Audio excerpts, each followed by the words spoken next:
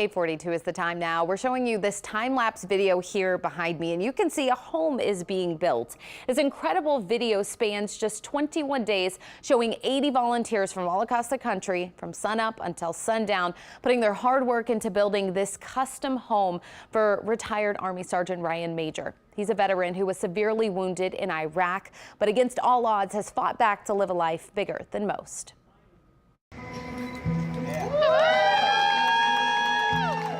What? Look at all this space. I can't believe this. Get out of here. This is perfect. Everything is far beyond what I expected it to be.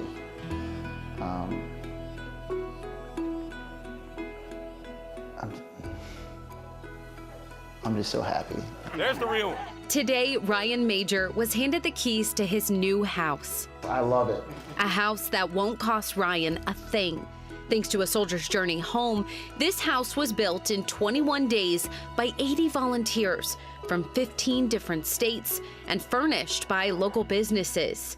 Everything was donated, from the food in the pantry to the blankets on the bed. It's just perfect for someone in my situation, being a disabled person.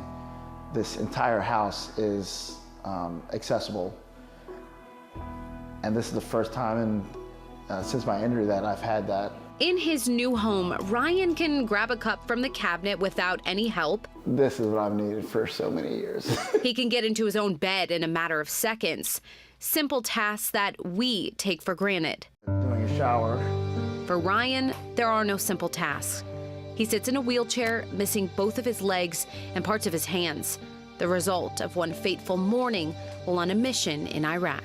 About 2 blocks from the objective is when I stepped on IED.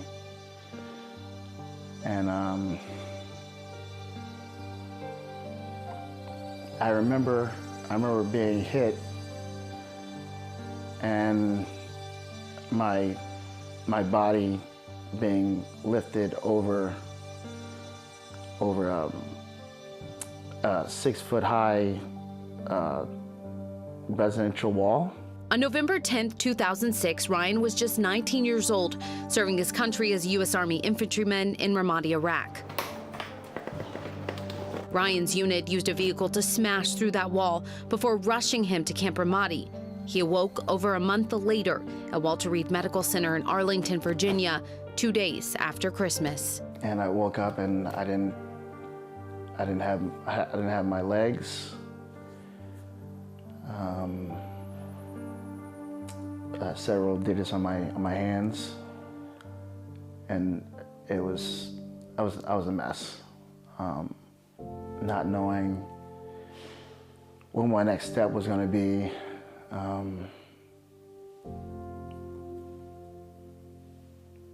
Yeah, I was just lost. Ryan endured over 80 surgeries, serious infections, and months of intensive care. The forever home he thought he found within the military was now gone. That was probably the most difficult, because I was set on one goal, being a lifer military, because I loved being in the military with my unit, and then having that taken away from me. It was in physical therapy at Walter Reed that Ryan would have his eyes opened to a new idea of what life could look like, even within the constraints of his wheelchair. He tried kayaking, scuba diving, skydiving, rock climbing, and then came rugby. I felt at home being around other vets like me with the same mindset, the same goals, and just a camaraderie that I had been missing for all those years. Ryan had found a new purpose for living. Still, there were obstacles, daily reminders of a day that changed his life forever. Every time I talk about it, like, brings back memories of better times, like times I had my legs, and it's just difficult to talk about sometimes.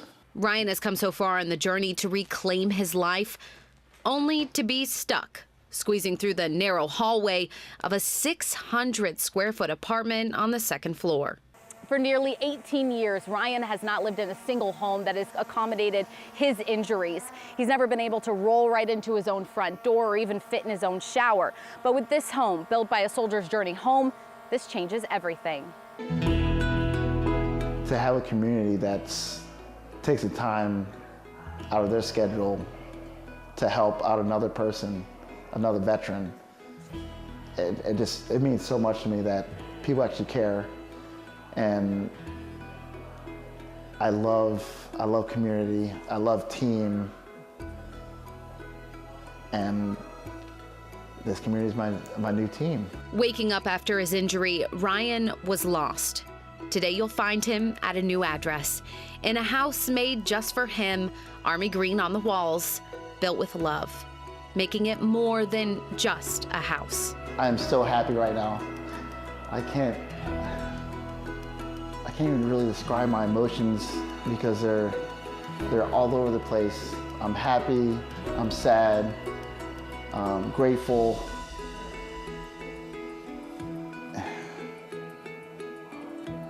I got my home! Ryan is home. And if they only do one home a year like that, I mean, think how fortunate he is. There were thousands and thousands of military personnel who were injured in Iraq, Afghanistan, and just...